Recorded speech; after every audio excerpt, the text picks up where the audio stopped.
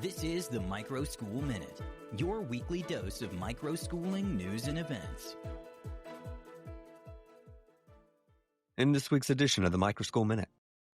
This week, wow, we are tracking some major fault lines. I mean, everything from massive state funding rollouts, huge ones, to some surprising regulatory battles, and even federal shifts in how we define and fund career readiness. So the focus really has to be on what this all means operationally, right? For these agile models that are really trying to transform education. Exactly. What does it mean on the ground? Okay, let's unpack this. Starting with, I guess, the biggest potential flow of capital we're seeing. Texas, we've heard this phrase for months, this Amazon for educational services. What is the Texas Education Savings Account Marketplace actually going to look like? Yeah, this is a huge development. So the Texas Comptroller has detailed it now. This ESA program, it's slated for a full launch in the 2026-2027 school year. And it's basically creating this centralized online platform, a marketplace. Okay. And it's designed, to let families direct state funds.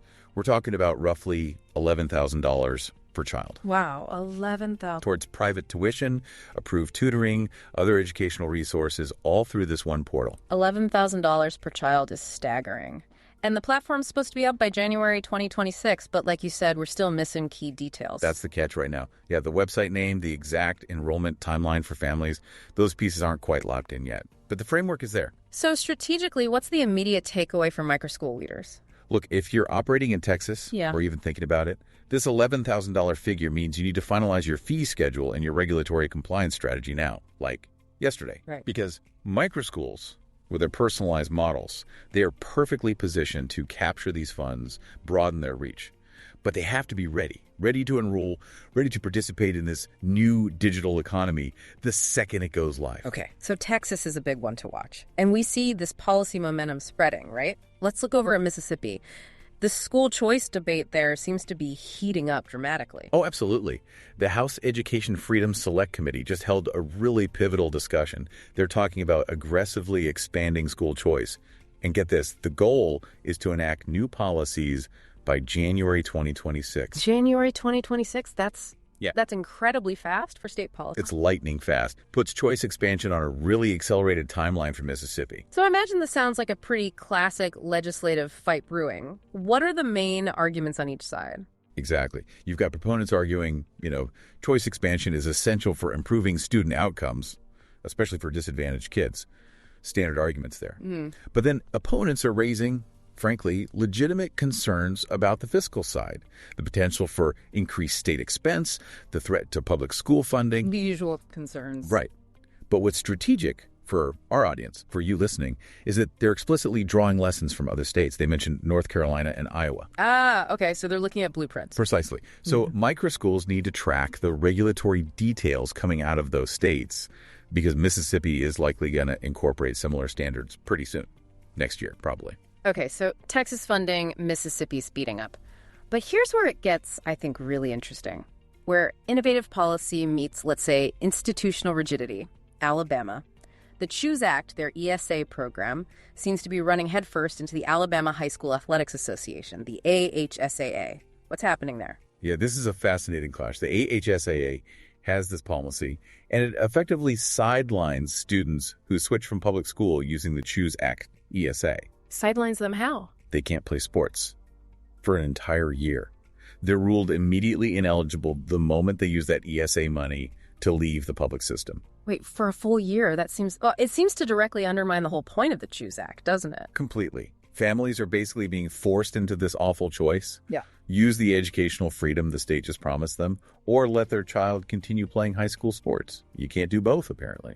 That raises a huge question then. When states roll out these new educational freedom policies, how are these established, powerful institutions like state athletic associations, which, let's face it, rely heavily on the public school infrastructure, how are they supposed to adapt? And maybe more importantly, why should the burden of that institutional clash fall so hard on the family just trying to exercise their new options? It feels punitive. It really does. And it's a pattern we probably need to watch as more states adopt ESAs, right? Definitely.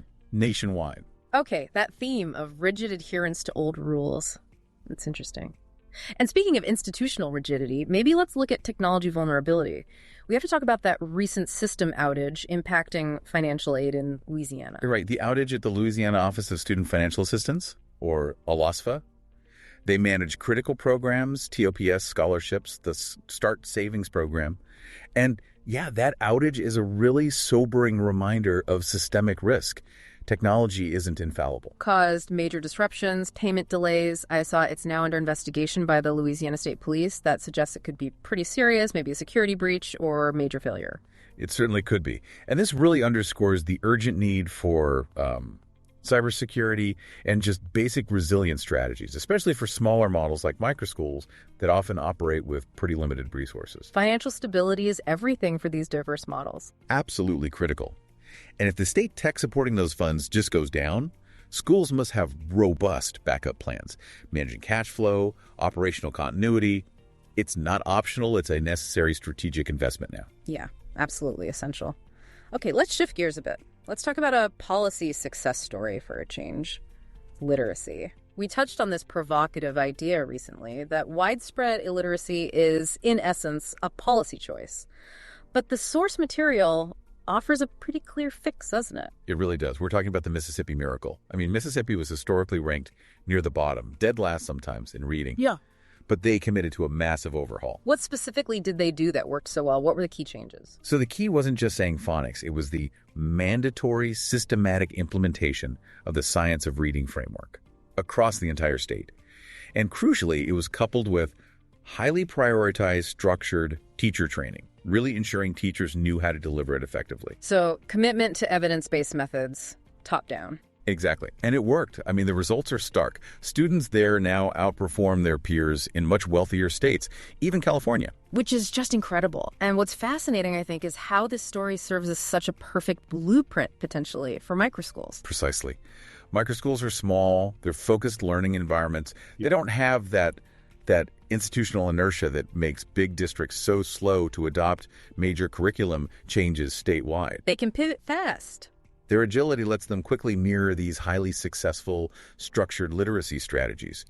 And, importantly, ensure fidelity in implementation, which is often where large systems falter. That efficiency makes them fantastic testing grounds, doesn't it? Absolutely. Okay, speaking of testing grounds and innovation, let's look at some forward-thinking collaborations happening in urban education, specifically around Texas Southern University. What's going on there? Yeah, TSU's College of Education is really stepping up. They're deepening partnerships with local giants like Houston Independent School District, HISD, and they're also launching a national education council that's focused squarely on innovation, but specifically in urban settings. And exploring new models too, right? Like lab schools. How does this create opportunities for our audience in the alternative ed space? Well, if you connect it to the bigger picture, TSU's commitment here is to data-driven solutions for urban education challenges. That's a hugely valuable resource. These partnerships, they allow microschools potentially to integrate cutting-edge, research-backed practices into what they're doing without having to generate all that complex data themselves. So it bridges that gap between academic theory and what works on the ground. Exactly. A crucial opportunity. All right, now let's talk about a really groundbreaking model of operational flexibility. This one's being piloted or maybe rolled out more broadly now in Florida. Yeah, Florida's really pushing the envelope with House Bill 1. They're redefining educational choice. It expands choice scholarships to allow students to use their ESAs for services, including, and this is, I think, truly revolutionary, part-time public school enrollment. Part-time public school? Wow, how widely adopted is that? Get this. Over half of Florida's districts have embraced this model already. Over half. That level of resource sharing, it radically changes the competitive landscape, doesn't it? Completely. I mean, a microschool student could theoretically tap into high-cost, specialized district resources, maybe an advanced physics lab, or a specific vocational course they can't offer. Exactly. While maintaining their core personalized curriculum back at the microschool. That sets a massive precedent for other states, doesn't it? Combining the best of centralized resources with personalized, agile instruction. It really does. But, it also raises an important question, maybe a point of caution. Does utilizing public resources like that potentially open up microschools to heavier compliance audits? Could it undermine their independence in the long run? That's a fair point. Flexibility needs to be balanced with oversight, which actually brings us to a necessary reality check. the vulnerability of these large-scale ESA systems. Yeah, pretty sobering discovery this week. There's a Florida man, Adam Renee Jones, who's facing felony charges. He allegedly committed fraud against Arizona's Empowerment Scholarship Account program. Arizona's program? How do you do it? It seems he submitted fraudulent applications for non-existent children, siphoning off, they estimate, somewhere between $4,000 and $25,000. Unbelievable. It's amazing how quickly bad actors follow the money, isn't it? Just proves that every expansion of freedom seems to require an equal expansion of oversight. Well, this is exactly the kind of misuse critics worry about, right? As these voucher and ESA programs scale up so rapidly, the state systems absolutely must tighten controls. Verification processes, financial auditing, they have to ensure the funds truly serve the students they're meant for. Yeah, vigilance is key. Okay, let's pivot now. Let's talk staffing shifts and the cost puzzle of personalized learning. We saw a significant staffing shakeup in Houston ISD. Right, this is really a direct consequence of declining public school enrollment over the last decade. It's catching up. Houston ISD is laying off 160 uncertified teachers, and they're strategically reallocating about 232 certified educators. It's part of what they're calling staff leveling. Right, staff leveling. For our listeners, that's basically HR speak for strategically reassigning or, frankly, dismissing staff to match projected student numbers. Often means layoffs. And the financial hit is massive, right? HISD lost 30,000 students over 10 years. Even a smaller drop, say 8,000 students, could mean like a $67 million revenue loss. Exactly, which is precisely why the cost efficiency of these alternative models like microschools is so compelling right now.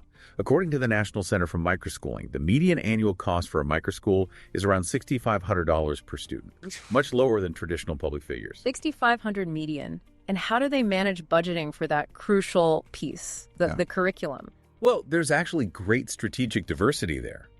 A significant chunk, maybe a third, spend over $600 per student on curriculum. So they're investing in high-quality resources.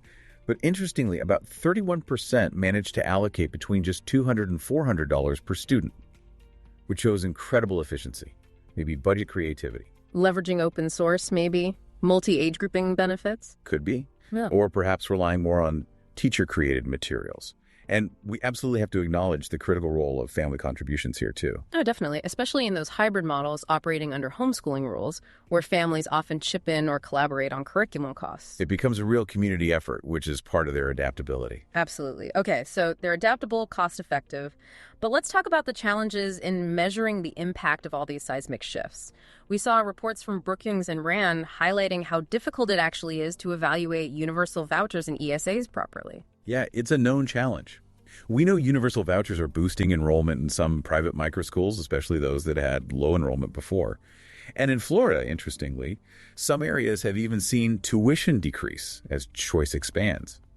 More competition, perhaps. But evaluating the overall impact is tricky. Very. The data collection is often limited, especially getting accurate data on the actual income levels of families using these programs. That makes it hard to definitively say who's benefiting most, It clouds the assertions about equity. And RAND pointed out a specific problem with microschools themselves, didn't they? Their small, adaptive structures kind of defy conventional assessment metrics. Exactly. You can't really compare a flexible, multi-age lab school using project-based learning with a standardized district model using the same old yardstick. It doesn't capture what they do. And that's the ultimate defense from microschool leaders, isn't it? Pretty much. They argue that flexibility is the point. Their focus is on the whole child critical thinking, resilience, adaptability, stuff that goes way beyond the easily measurable metrics that state agencies tend to rely on. Right, the standardized test scores. Okay, shifting to federal policy now. We saw a reversal in digital access funding from the FCC. What happened there? Yeah, the FCC voted 2-1, actually, to withdraw E-rate funding for school bus Wi-Fi and internet hotspot services. Okay, so that ends that expansion that aimed to bridge the digital divide beyond just the school building itself. Correct. It was an expansion under the prior administration. FCC Chairman Brendan Carr argued this decision was about returning the program to its original focus, direct connectivity within school buildings and libraries, not extending services into homes or onto buses. A pullback to the original intent, then. Seems to be the rationale. We also saw another potentially significant policy transition, this one involving career and technical education, or CTE. What's happening with CTE?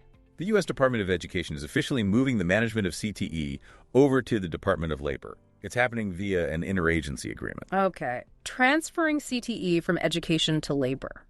What's the stated goal for that move? The official line is that it's to streamline services and better align CTE programs with immediate workforce needs, make it more responsive to the job market. But that sounds like it could raise some strategic questions for our audience, doesn't it? It certainly does. Does this shift maybe risk undermining the educational aspects of CTE, job awareness, career exploration, by overemphasizing only the immediate labor demands? And could it affect funding? If the focus shifts purely to labor, will microschools focusing on trade skills maybe lose access to traditional education grants, forcing them to rely only on potentially narrower workforce funding streams? That's a critical financial implication they'll need to track, especially when you consider other data points. Like that stat showing 84% of hiring managers are already concerned about high school grads' readiness, particularly in soft skills like critical thinking. Right. The shift needs to address that whole readiness gap, not just pipeline students into the first available job. Precisely. One final administrative note before we wrap. The HASA. The 2026-27 HASA was actually released a week early. It's the earliest launch ever. A week early? Any major changes? Yeah, some major updates apparently, especially around the redesigned contributor invitation process. But the key thing for our audience is the timing. An immediate strategic advantage. Absolutely. Yeah. Microschools can leverage this head start right now, help their families navigate the financial aid process for post-secondary education earlier and more efficiently than maybe bigger, slower systems can. It lets them provide better guidance, really solidify their reputation for that comprehensive family support. Exactly. A small edge, but potentially meaningful one for families choosing a school. Okay, great point. Now, let's wrap up this deep dive like we always do by shining a light on an inspiring model making a real difference on the ground. This week's showcase is Hilton Horizons Academy in Tennessee. Yeah, this is a great one. Founded by Candace Hilton, she's a former public school teacher, and it's active in Kingsport and Johnson City. It offers a really crucial hybrid model for K through 12 students. A hybrid model. So what's their unique value proposition? What are they offering families? Well, it really supports parents who want the flexibility you get with homeschooling, but they also recognize the need for robust academic structure and, importantly, socialization for their kids. So they combine traditional academics with innovative enrichment. Think STEM, art, Spanish. And critically, they build these unique community partnerships. They bring in local figures to enhance the learning. That sounds fantastic. A great example of personalized learning really scaling successfully, but in a supportive, community-centered way. If you know of a microschool or organization that deserves a shout-out, drop a line and let us know. Thank you for tuning in to the Microschool Minute, your weekly review of microschooling news and events. Don't forget to like and subscribe, and if you'd like to support us, consider leaving a review. Until next week, happy microschooling.